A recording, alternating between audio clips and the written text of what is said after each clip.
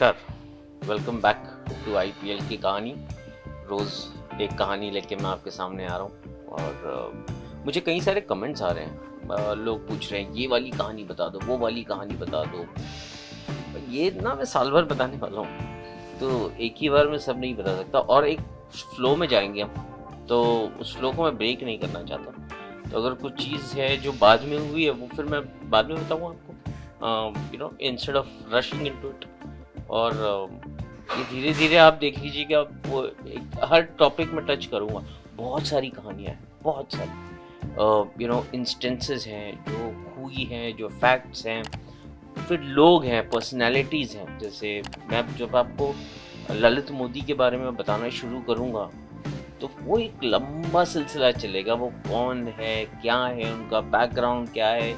इससे पहले मतलब आईपीएल और बीसीसीआई में आने से पहले उन्होंने और क्या एस्टैब्लिश किया था। आपको पता है फैशन टीवी इंडिया में ललित मोदी लेके आए थे।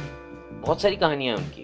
तो और एक ट्रू ब्लू एंटरप्रेन्योर जो है वो थे। हालांकि उनको सक्सेस नहीं मिली, काफ़ी इनोवेटिव और काफ़ी नई नई चीज़ें जो हुई है इंडस्ट्री में, वो ललित ने शुरुआत करी है इन चीज़ों की। हालांकि उन चीज़ों में उनको सक्सेस नहीं मिल पाती थी हमेशा, वो कहीं ना कहीं बात अटकी रहती थी। और आईपीएल ने वो एक दरवाज़ा खोल दिया, फ्लड गेट्स ओपन कर दिया। और उनका जो एक अर्ज था to prove himself in life, वो उन्होंने आईपीएल के थ्रू कर दिखाया।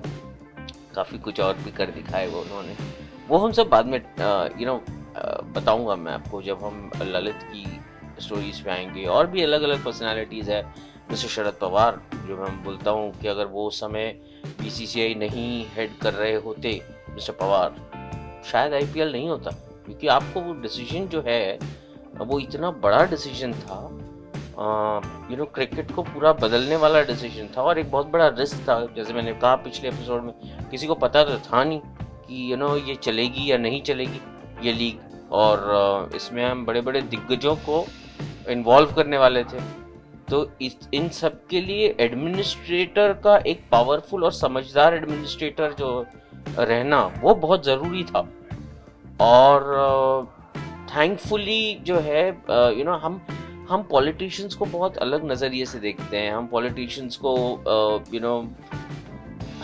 हमारे दिमाग में क्या चलता है, पॉलिटिशियन मतलब करप्ट ही होगा, पॉलिटिशियन मतलब तो कुछ गलत ही कर रहा होगा। पॉलिटिशियन क्या चलता है क्या नहीं चलता है, मैं पॉलिटिकल जर्नलिस्ट तो हूँ नहीं, मुझे पॉलिटिक्स समझती नहीं है, बट मेरे को ये इतना पता है कि ये लोग एडमिनिस्ट्रेटिव स्किल्स जो होते हैं ना, सिलेक्ट पॉलिटिशियंस के, हर कोई नहीं, वो जो बड़े पॉलिटिशियंस होते हैं और उनकी जो एडमिनिस्ट्रेटिव स्किल्स होती है वो मायने तो रखती है। अब वो देखो हर इंसान में नहीं होता वो स्किल, और मैं ये भी नहीं कह रहा हूँ कि जिसमें वो स्किल होता होगा वो सही मायने में उसका उपयोग अच्छे तरीके से या सही तरीके से करता होगा, या पता नहीं क्या है।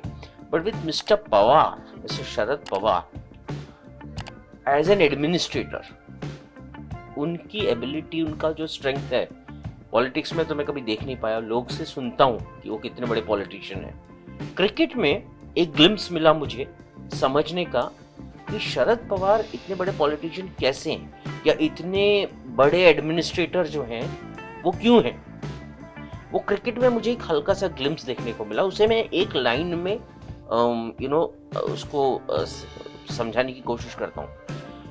पवार साहब की ability to empower other people, समझ रहे, वो उनकी सबसे बड़ी स्ट्रेंथ है। मतलब अगर आप काम लेने का, रिस्पॉन्सिबिलिटी अपने सर पे लेने का जिगर आप रखते हो, तो मैं एज अ केपेबल एडमिनिस्ट्रेटर आपको वो काम देने का, आपको वो एम्पावर करने की जो खासी ये है, स्ट्रेंथ है, वो मैं रखता हूँ। वो मुझे एक केपेबल एडमिनिस्ट्रेटर बनाती है। लीडर क्या होता है, लीडर का स्किल ये होता है कि मैं आपको ट्रस्ट करके और आपको एम्पावर करने की कैपेबिलिटी में रखता हूँ अगर, ओके, और मैं आपको अगर सही टैलेंट चुनता हूँ, पहले आई फॉर टैलेंट अगर रखता हूँ और उस टैलेंट को मैं एम्पावर करने की एक एबिलिटी रखता हूँ, तो वो that makes me a great leader. With mister Pawar, politics aside, but mister Pawar वो एक एबिलिटी थी जो उन्हें एक अलग से मेड हिम रिमार्केबल। और आईपीएल में यही चीज़ हुआ कि जब आईसीएल आई और इनके सर पे आके बैठ गई थी कि भाई अब तो कुछ करना ही पड़ेगा बीसीसीआई को, ये थ्रेट है आईसीएल का। तो यहाँ पे मिस्टर पवार की सबसे बड़ी कंट्रीब्यूशन ये थी कि बीसीसीआई में उन्होंने कुछ कैपेबल लोगों को, जैसे ललित मोदी हो गए या श्रीनिवासन साहब हो गए या मिस्टर शशांक मनोहर हो गए, इन लोगों को उन्होंने एम्पावर किया उस समय कि जाओ और आपको जो ठीक लगता है आप करो, मुझे आप बताओ क्या करना चाहते हो, कैसे करना चाहते हो, और लेकिन करो। और जिस तरीके से उन्होंने ललित मोदी को एम्पावर किया, उसके कारण ललित को इतना स्पेस, इतना फ्रीडम और इतने लिबर्टीज मिले, जिसके कारण वो आईपीएल को सेटअप करने में कामयाब हुए। जैसे एक ब्लैंकेट फ्रीडम था उनके पास। ललित मोदी ने अगर सोच लिया कि भाई मुझे वर्ल्ड की सबसे अच्छी एजेंसी जो है उसको हायर करनी है एक बिजनेस सेटअप करने के लिए, उनके पास वो फ्रीडम था। वो गए, फर्स्ट थिंग उन्होंने क्या किया, जब उनको लीग चालू करना था, पहला चीज उन्होंने इंटरनेशनल मैनेजमेंट ग्रुप IMG, एक यूके बेस्ड कंपनी है, ऑपरेशंस कंपनी है, सर्विसेज कंपनी है स्पोर्ट्स इंडस्ट्री में, उन्हें लेके आ गए। उन्होंने IMG को साइन कर लिया आईपीएल चलाने के लिए। और जब IMG को साइन कर लिया उन्होंने, तो कुछ ऐसे लोग आईपीएल में इन्वॉल्व हो गए जो पहले 10 साल में बिहाइंड द सीन्स बहुत बड़े आर्किटेक्ट्स थे इस लीग को जिंदा रखने के लिए और इस लीग को कामयाब बनाने के लिए। ऐसे कई नाम है जो आपने सुने भी नहीं होंगे। मैं एक नाम दे देता हूँ आपको, पीटर ग्रिफिथ्स। जो इंडस्ट्री में इन्वॉल्व है उन्हीं को पता रहेगा, आप गूगल कीजिए, आदमी का नाम ढूंढिए। पीटर ग्रिफिथ्स जो है वो क्रिकेट इंडस्ट्री और आईपीएल T20 लीग जब चालू हुई इस इंडस्ट्री और स्पेस के one of the most respected names थे, मोस्ट रिस्पेक्टेड। उनकी एबिलिटी जो थी in to put an operation together, एक प्रॉपर्टी को खड़ा करके उस पर पॉलिसी बना के उसे एक शेप दे के उसको एक आगे लेके जाना, उनकी जो एबिलिटी है, उसके कारण वो यहाँ आईपीएल से जब छोड़ के गए वो 10 साल बाद, वो सीधे गए अमेरिका NFL में काम करने के लिए। NFL जो है वो वर्ल्ड का सबसे बड़ा स्पोर्ट्स लीग है, उससे बड़ा कुछ नहीं है, राइट। उनकी वो खासियत थी पीटर ग्रिफिथ्स की। तो ये ललित ने क्या किया, जब ललित को वो फ्रीडम मिला बीसीसीआई की तरफ से अंडर पवार्स एडमिनिस्ट्रेशन, तो उसने सबसे पहले जाके IMG को साइन किया, ठीक है। IMG को ऑन बोर्ड आए, फिर और कई सारे लोग आए, सुंदर रामन, ये नाम कितने लोग जानते हैं। मैं ये आज का टॉपिक तो इसी के साथ खत्म करना चाहिए क्योंकि मैंने नाम ले ही लिया है और आगे जाके मैं बहुत सारी चीजें बात करूंगा सुंदर के बारे में। बट आज एक चीज आपको बता दूं, अगर सुंदर रमन आप मेरे से पूछे कौन है, मैं आपको बोलूंगा right now I consider personally as a journalist who has seen this space.